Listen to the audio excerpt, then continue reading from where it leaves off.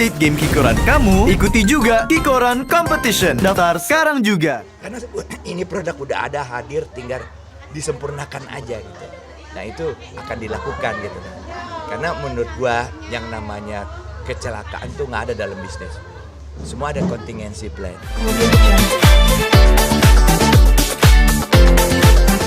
Ya, Om, kalau boleh cerita sedikit, hari ini datang mendampingi anak dalam rangka apa sih, Om? Dalam rangka anak punya gawean nih, punya kegiatan yang membanggakan sekali buat gua. Jadi emang anak ini yang kedua nih, anak gua yang bontot, Siki Fauzi ini, kegiatannya banget. Dan kegiatan dia tuh banyak kegiatan, walaupun dia mempunyai bisnis itu, tapi banyak kegiatan sosialnya gitu. Nah, salah satu ini nih olahraga dia tuh adalah naik kuda ya. Tapi memanah juga. Jadi ini olahraga Islami, ada sejarahnya dulu zamannya Rasulullah tuh, inilah olahraga Rasul. Nah yang kayak gini lah aku justru diceritain belajar dari anak gua gitu. Jadi wah ini keren banget. Ada dua hal.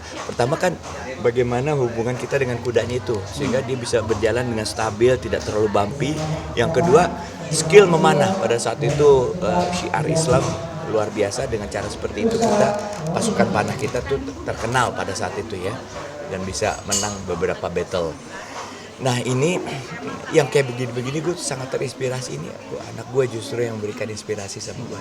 Jadi aku tadi walaupun dia agak sedikit cemas gitu mungkin karena mau semacam kayak mau bertanding gitu, eksebisi ya gitu. Gue bilang oke, tapi begitu udah kelar dia udah sehat lagi sekarang. Nah selain itu juga dia punya produk yang namanya Cikigo. Ini yang fashion ya yang dia berikan, dan sekarang alhamdulillah udah mulai terkenal di kalangan remaja kaum muda gini, dan itu bisa menjadikan manfaat buat dia karena dia juga merekrut orang-orang yang butuh pekerjaan ya, yang bisa dia latih, membantu dia, dan juga network daripada pemasarannya dan sebagainya. Saya berharap dia benar-benar bisa menjadi seorang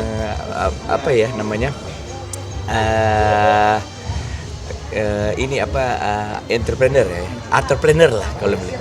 Gue ini entrepreneur, jadi entrepreneur yang berdasarkan art gitu lah.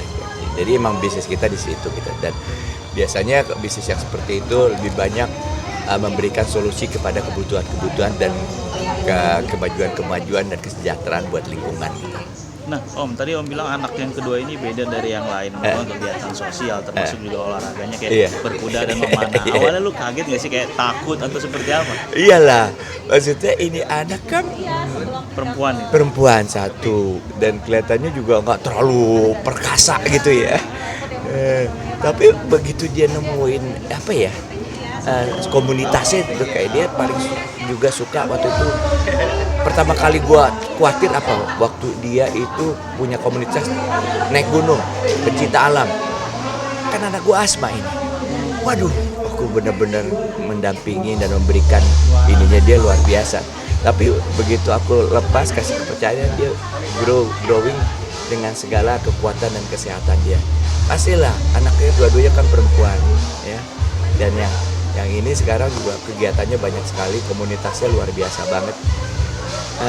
Sangat khawatir, apalagi ya dia kan belum menikah, jadi aku harus urus dia sampai benar-benar dia nanti sudah menikah dan punya keluarga yang baik.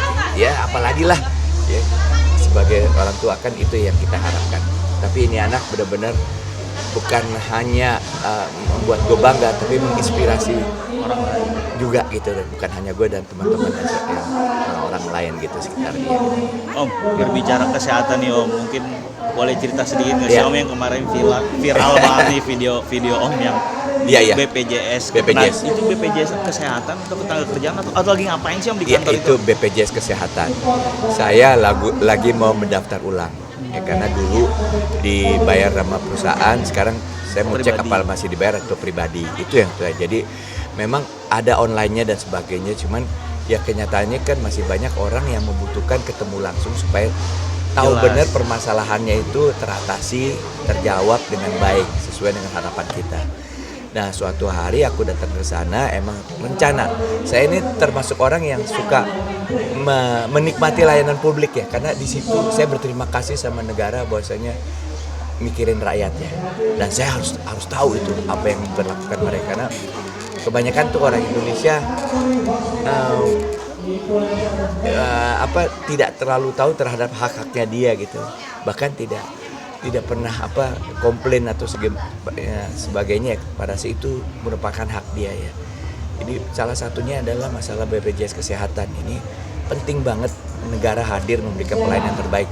Gimana kalau kita seandainya mau mencapai Indonesia emas tapi kesehatannya masih carut marut seperti sekarang, pendidikannya juga dan perumahan dan sebagainya. Nah itu hal-hal yang paling utama lah yang punya hak rakyat ini yang sama-sama gua menyikapi.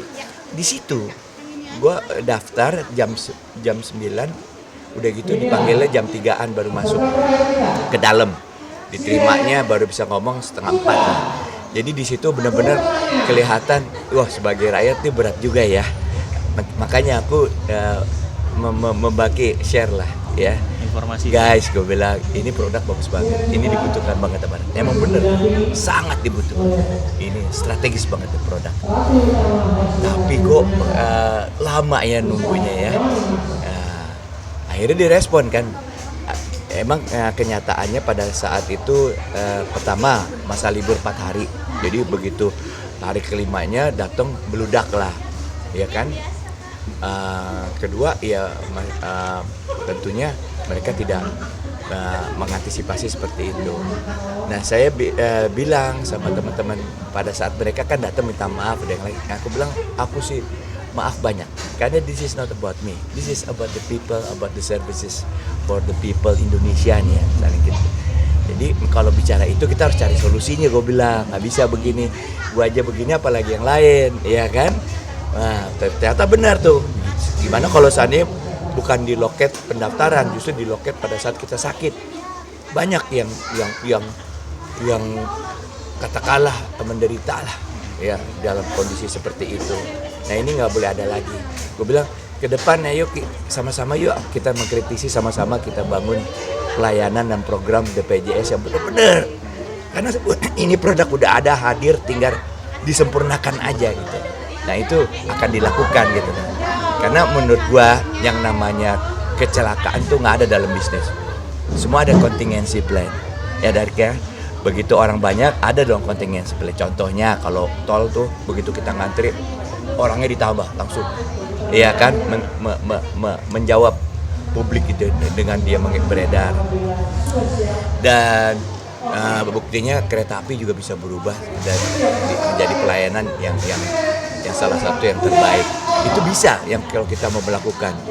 Selalu ada yang namanya perusahaan untuk contingency plan. Jadi jangan mentang-mentang perusahaan negara tidak bisa memberi servis lebih baik daripada perusahaan swasta, aku bilang. Karena logikanya yang namanya perusahaan negara ya dia bikin rules, dia yang melakukan, seharusnya dia lebih piawai dibanding perusahaan swasta. Jadi nggak ada alasan untuk untuk terjadi seperti itu. Cari solusinya. Katanya kan waktu itu ya protapnya nggak dijalanin, ya itu nggak boleh nggak dijalanin, harus siap. Apalagi udah tahu kan, satu kondisinya habis libur pasti banyak orang nih, udah tahu itu udah diantisipasi dong mestinya ya. Kedua, memang produk online ada bagus, udah JKN tuh udah keren banget, cuman sosialisasinya gimana dipakai bener-bener dengan mayoritas nasabah pengguna jasa itu. Ternyata masih banyak orang yang pengen offline. Iya kan? Nah, itu the real yang harus dijawab. Iya kan? Nah, jadi emang kita nggak hanya memberikan jasa, kita lempar begitu aja, tapi kita lihat responnya seperti apa yang kita bisa lakukan supaya melakukan edukasi juga terhadap pengguna offline itu sendiri. Jadi banyak yang kita lakukan. Aku jadi berpikir begitu orang merespon begitu, wah ini punya tanggung jawab nih sekarang. Bagaimana caranya sampai ada respon yang baik dan dijalani, ada perbaikan, ada solusi, ada perubahan. Gitu. Om, sorry Om, tambahan Om, mau minta komentar sedikitnya, ada anak kecil. Minta respon dulu aja Om. Iya. The next nih. Minta komentarnya gitu. Iya. Ya gimana Om? Emang Respon perkembangan musik ini cepet dan luar biasa sekali. Zamannya gue ini yang grunge nih. Jadi bukan hanya metal tapi benar-benar yang death metal yang gerendeng ya, grunge yang bilangnya seperti itu. Dan sekarang yang nyanyi itu cewek, jilbab, anak kecil lagi ya. Ya, aku pikir ini ekspresi. Jadi yang namanya seni itu bebas ekspresi. Yang penting kontennya, nah. Intinya konten kan. Kalau kontennya baik, keren banget ini. Jadi emang sekarang zamannya seperti itu ya, kita harus membuka peluang, mensikapi dan juga meluruskan supaya kontennya nanti baik gitu loh. Nah, dan konten baik itu juga harus disesuaikan dengan kondisi sosial yang ada, ya kan? Nggak mungkin kalau konten tuh bisa baik terus, tapi kondisi sosialnya tuh nggak mendukung gitu kan ya? Karena biar gimana, sebagai musisi kita selalu mengkritisi kondisi sosial yang ada. Kita menjadi agen daripada perubahan itu sendiri gitu. Tapi kenapa sih Om kayaknya zaman sekarang anak-anak lebih ekspresif khususnya mungkin di musik untuk yang kayak gini kan rock jarang banget zaman sekarang. Betul. Beda banget dengan zaman dulu. Kira-kira apa bedanya Om? Kebutuhannya, perkembangannya, dan media sosial. Kan media sosial ini sekarang lebih ke segmented ya, ke komunitas kayak begitu. Jadi anak sekarang tuh nggak peduli masalah genre. Kalau dulu kita masih bilang, oh ini gua rock, oh ini gua fusion, oh ini gua jazz dan sebagainya. Sekarang nggak. Yang penting buat dia asik, bisa dipakai buat apresiasi buat dia sendiri. Nah ini gua nih, gua demen begitu. Dan komunitasnya semuanya ada. Itu keren. Jadi udah dewasa. Pasar itu udah nggak ikut-ikutan lagi. Pasar itu udah tersegmented sesuai dengan kebutuhan, latar belakang, dan keinginan dia.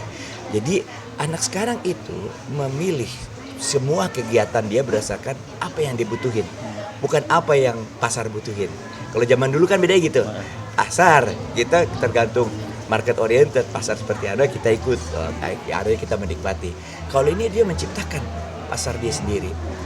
Dan orientasinya kepada diri dia sendiri, dia butuh apa gitu. Dia seleksi aja kan. Gue gak mau nonton yang itu, gue gak mau nonton pada jam seperti itu, gue punya waktunya seperti itu. Jadi bedanya sekarang adalah semua keputusan ada di pihak si subjek, ini ya, manusia, anak muda sekarang. Itu ya hebatnya di situ sekarang, tinggal dimasukin ya modal dia lah dalam bersosialisasi. Maksudnya ya dia harus cukup dewasa, dia harus cukup punya moralitas yang baik, mental yang baik, pendidikan yang baik, sehingga apa yang dia choose, apa yang dia berikan itu bisa bermanfaat lagi buat orang lain lagi gitu. Itu keren. Izin wawancara aja. Betul ya.